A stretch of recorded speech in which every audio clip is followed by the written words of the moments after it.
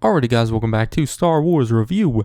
Today I'm reviewing Star Wars Hidden Empire Issue 1, subtitled A Matter of Time, which was written by Charles Soule with art by Stephen Cummings, and was released on November 16th, 2022, which I thought was a good issue.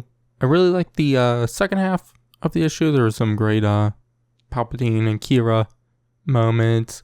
The first half was good also. I do think there was maybe a little too much recapping. Obviously, really wasn't that much, but I already know what happened, so I didn't need the recapping, but, I still enjoyed it.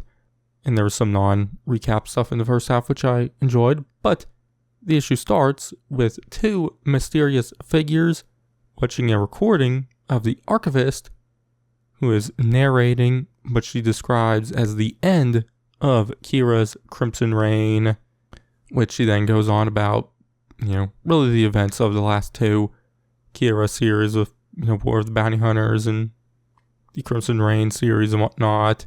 But she then talks about how Palpatine now knows what's up, and Crimson Dawn and Qi'ra are running out of time.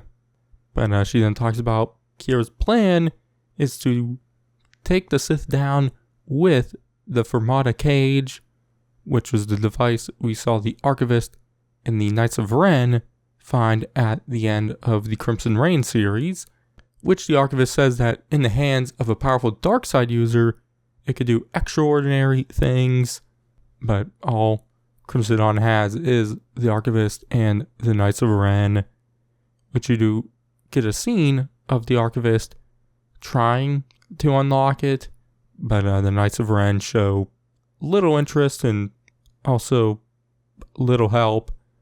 So we see the Archivist has enlisted the help of Kofon Ferris, who you've seen in the Dr. Aphra series, and so the two of them are working to open the cage. But like I said, we see that Palpatine knows what's up, and is going after Crimson Dawn, which there is a scene with Palpatine speaking to the leaders of several crime syndicates, including the Hutts, which I assume it's just Jabba now, but also Black Sun, the Pikes, the droid Qi'ra, and Zarek Besh, which at the time this issue came out, I'm not sure if it was known yet, but obviously I'm very late on reviewing this issue, but Zarek Besh is one of the main villain syndicates from the video game Star Wars Outlaws. But Palpatine tells them that they were all tricked into a war against each other by Qi'ra and Crimson Dawn, and that they should now stop fighting each other and instead fight Crimson Dawn, who are their true enemies. But then some more narration from the Archivist, who says that Palpatine sent out Vader and also Inferno Squad from the video game Battlefront 2 to hunt down any Crimson Dawn agents inside of the Empire, and that the entire Empire was on the lookout for the Vermilion, which is Qi'ra's flagship, which we then see her hiding out on it, on some planet. I don't know if we got the name of it, but the Empire has found her there and has sent an Interdictor-class Star Destroyer after them. And so we see Qi'ra learn of all that, which she's in a smaller area of the ship with a few others. But the Empire sends a signal to speak with her instead of attacking right away.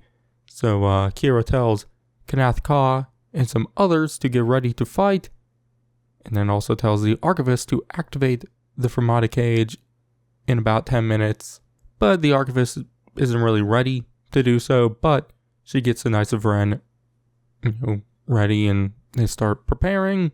But we then see Qi'ra accept the Empire's call, which is directly to Palpatine, which I really enjoyed this conversation between the two of them, which during it, Palpatine brings up Maul and calls him an idiot, and how Qi'ra is a lot like Maul.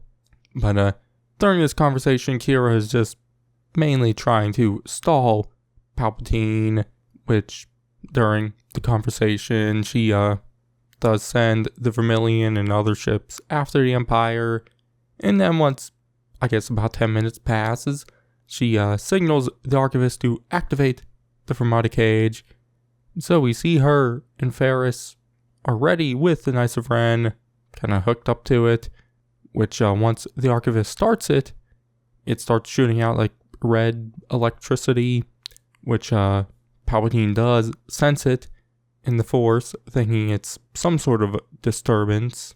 And so Palpatine asks Qi'ra what she has done, which she reveals how they stole the screaming key from Vader's castle and how they've used it to find the Fermata cage, which Palpatine says she's lying and starts to force choke her, as we do see the archivist and Ferris kind of struggling to control everything going on with the Fermata cage.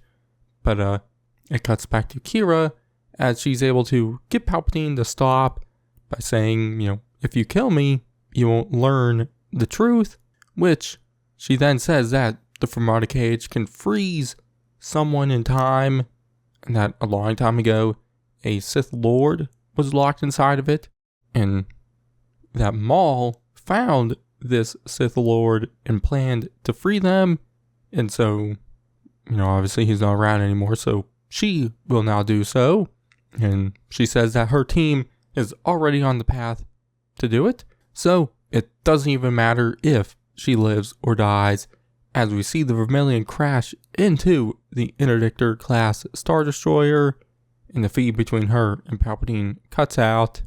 And so afterwards we see Palpatine order them to target and destroy all escape pods. But it then cuts back over to the Archivist and Ferris, who are in a wreckage caused by the Fermata cage, kind of wondering what's next.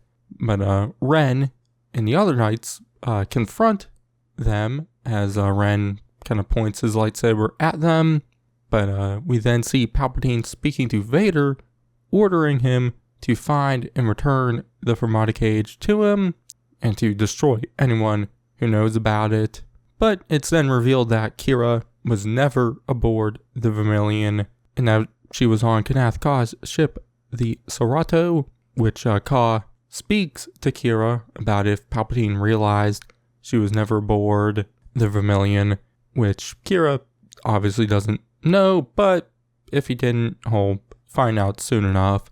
But they're still near wherever the planet was the Vermilion was on, and so they could go back for the escape pods, but Qi'ra makes the decision not to, as it would be too dangerous to do so. But she then calls up the Archivist, but Ren picks up instead, telling them all off, and how the knights won't be puppets to their experiments anymore, and that they all are leaving for good. And they do so, which the Archivist then picks up and asks Qi'ra what to do now, which Qi'ra tells her to pack everything up and head elsewhere and try again, even without the Knights of Ren. But she finishes talking to the Archivist as Kanath Ka then asks her the same question, as they've lost a lot of people now and Palpatine knows a lot more than he did beforehand, which Qi'ra says to not worry about it, as it's all part of the plan. As narration from the Archivist says, it was not all part of the plan, which was a funny way to end the issue. But like I said, I enjoyed it and thought it was a good first issue to the series. Honestly, I do think there's maybe a little too much recapping, but it's really not.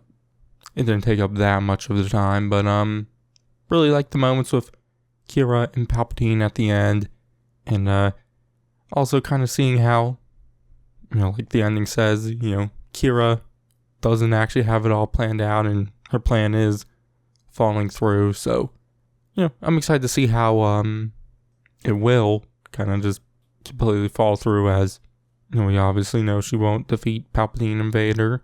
But yeah. Anyways, I enjoyed the issue. I'm gonna give it a B+. So yeah. But next I will be reviewing issue 2 of the Hidden Empire series. So check that out then. In the meantime, check out my reviews on the War of the Bounty Hunter series and the Crimson Reign series, and all my other comic reviews. But I've been Star Wars Review, and I'll catch you guys in the next one.